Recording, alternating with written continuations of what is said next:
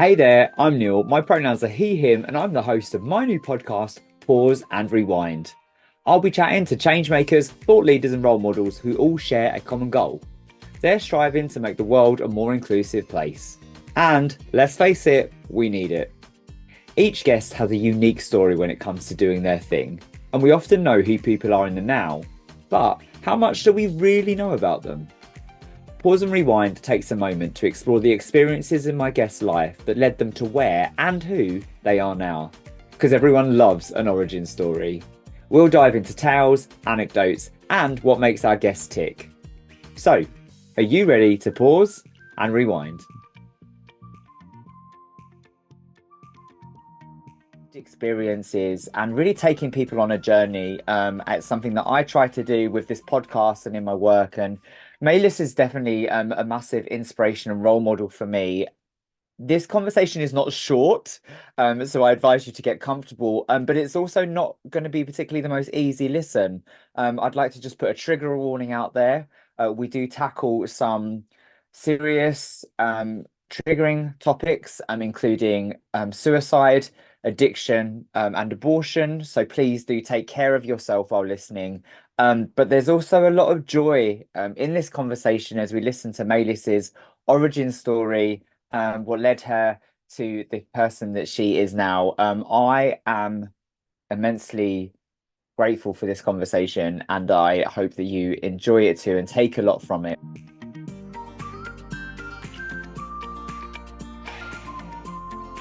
Hi there, Maylis. Welcome to Pause and Rewind. Hello, Neil. It is so good to see you. Me too. I've missed your face. I'm happy to see you. Oh, you too. Honestly, Maylis, so I have no before I knew you, I knew about you for a couple of years because I followed We Create Space. I now work at We Create Space, and you don't anymore. But I just want to say you were a pivotal reason as to why I was so invested and why I love working for We Create Space. You know what? It really touches my heart to hear you say that.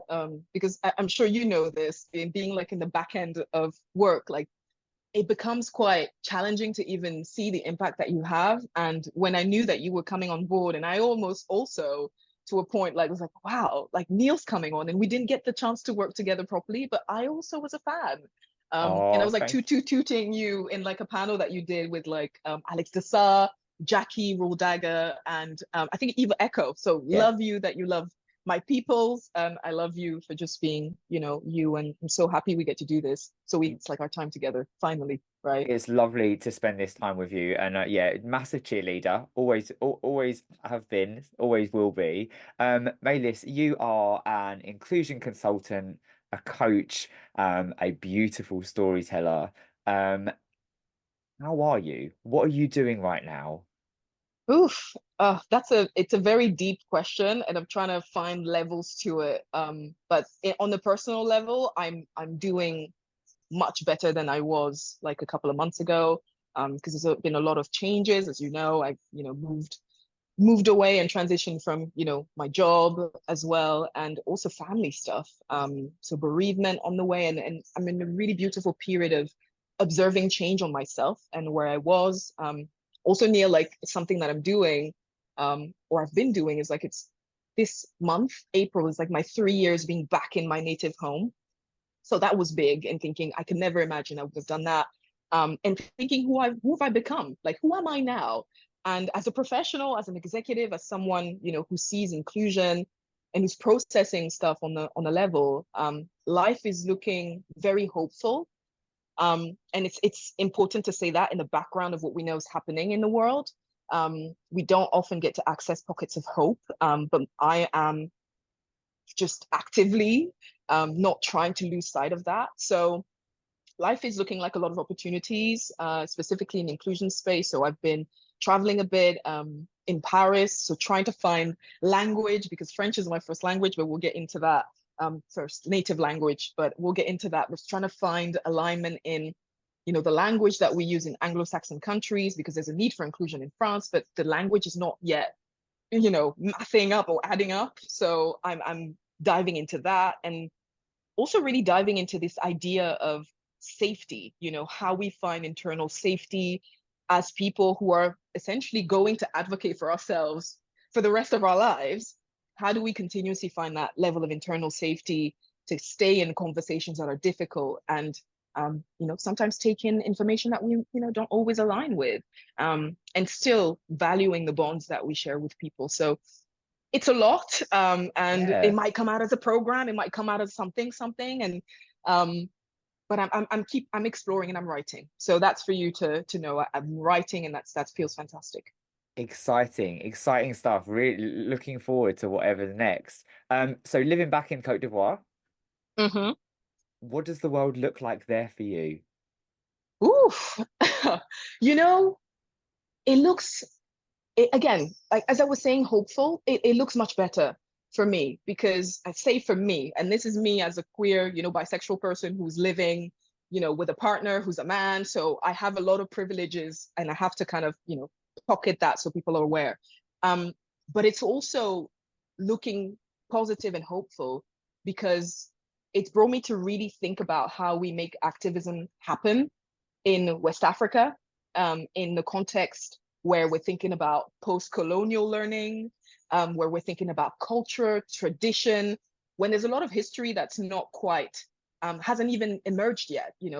African people, to me, sometimes I find um, it saddens me to a point because we're the people who have to go to the West to experience our artwork. There's Right. galleries and museums that have kept away some of the core elements of our traditions, and we don't even know what they are. And yet now most people are embracing religion, and whether it's Islam or Christianity, and we're kind of disconnected from the things that used to animate us because we used to believe in spirits, and we had masks that we worshipped, and now there is a sense of wanting to move away from that and demonizing that. And I'm really thinking that if we are to make inclusion happen for anyone, but also for the LGBTQ plus conversation, we have to really trace back, and we have to have conversations with elders, and our position of demanding, as it should be, in the West, and as it's required.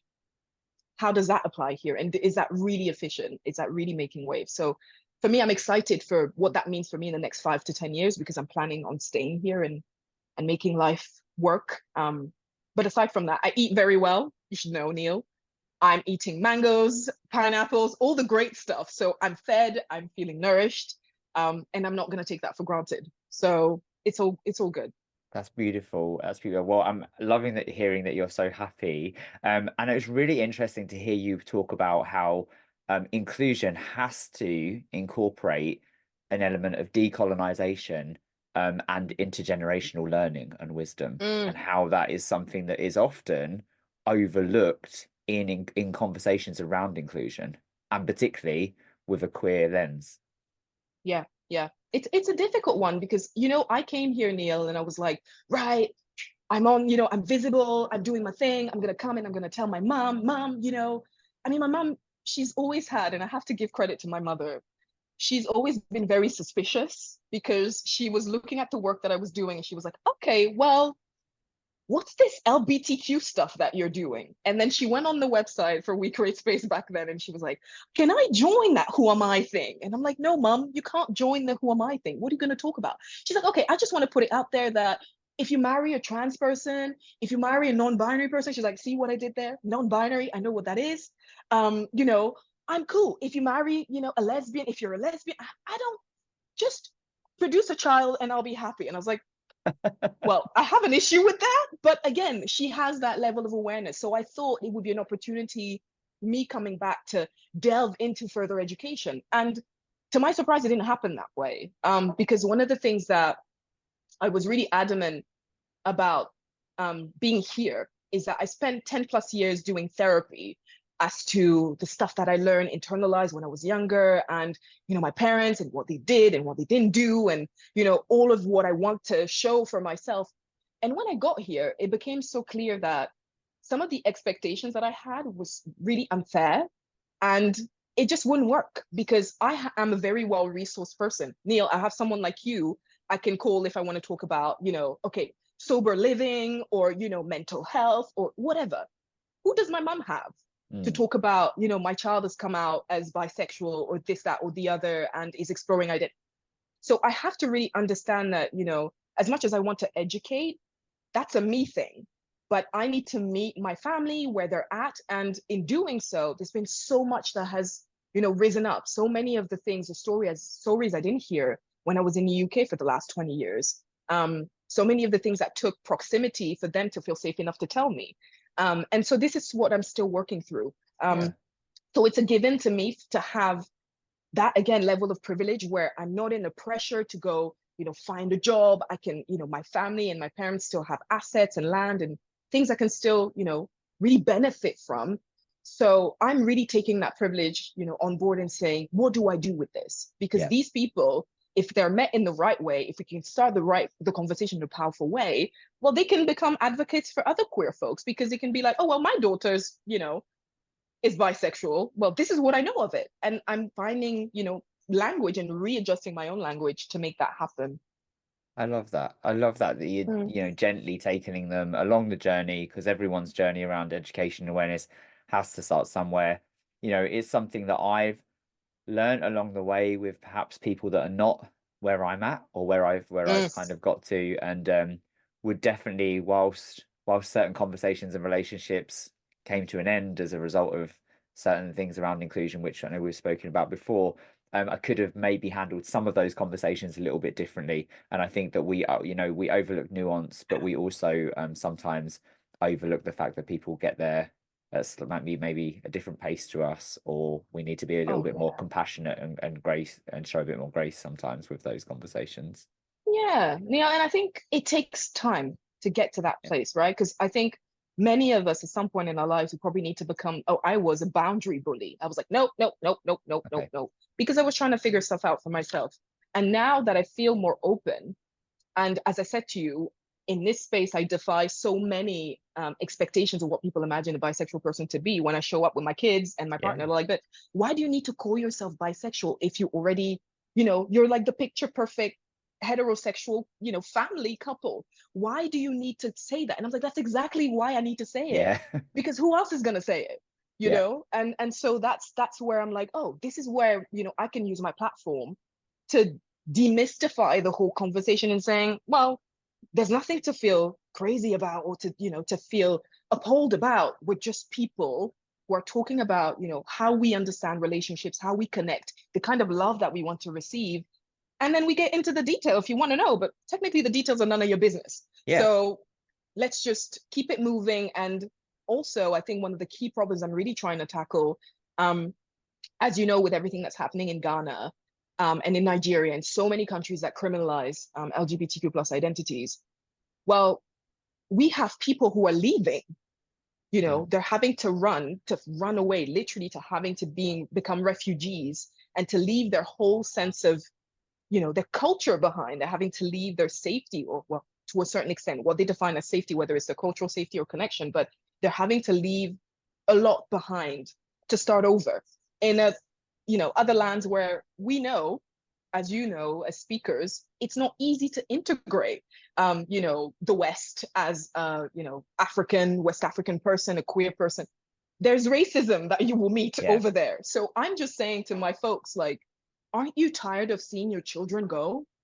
Aren't you tired of delegating or brushing away your problems to someone else? Because they're not necessarily going to find an easier life there. So, Yeah. what can we do to stop having these amazing, talented people, these amazing, joyful, powerful individuals in development leave our lands to go somewhere else? What do we do about that? Because, we're always saying we're seeing people, crossing, the channel and dying, in the seas to make it to the UK, to Spain. But we need to take accountability for some of that, right? Because the UK's just passed a bill, the Rwanda bill. Like, what is that about? So what do we do about it? Stop saying the UK is doing something bad, or Western people are Yes. trying to Okay. change our kids and corrupt them. But I think there's a point to be said about, these are our children, these are our family members, our siblings, and we owe it to ourselves to find a way to include them in that conversation, right? Yeah. Yeah. And include them in the communities, the culture, Yes. and find space, because things progress and change. Wow, Maylis, there's such a we could have a whole conversation spending all day talking about this, but for now, I'm really excited to dive into your origin story. See, I knew Yes. I knew I was going to treasure this time with you. But for now, Maylis, are you ready to hit pause and rewind? Oh, yes, please. Let's go. Let's do this.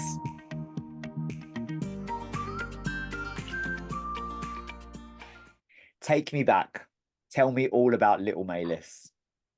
Oh, you know what? I've got a picture of me like on my wall, in my on my desk, and I just look at myself every time, and it's like if I describe it to you, I'll send you a picture, Neil, at some point. But it's like I'm wearing like traditional garments and like a little crown with gold, and apparently it was a picture that was taken in like I think preschool or something. But there was a day we had to come as like our tribal, just dressed in our own tribe and ancestry. And my family members, I mean, both sides. Well, my mom's side, they're Akan. So they're like same in Ghana. And we have a particular type of cloth. And it's all very regal and beautiful. And every time I look at her, I'm like, who are you, you little magnet? You know, who are you, you little shady one? And I was very like looking at the camera, so very confident from an early age, very nosy, nosy, confident, and I think well-rounded in the sense that I grew up here with my entire family around me. You know, I grew up with a mom and a dad. I grew up with aunties. I grew up with cousins.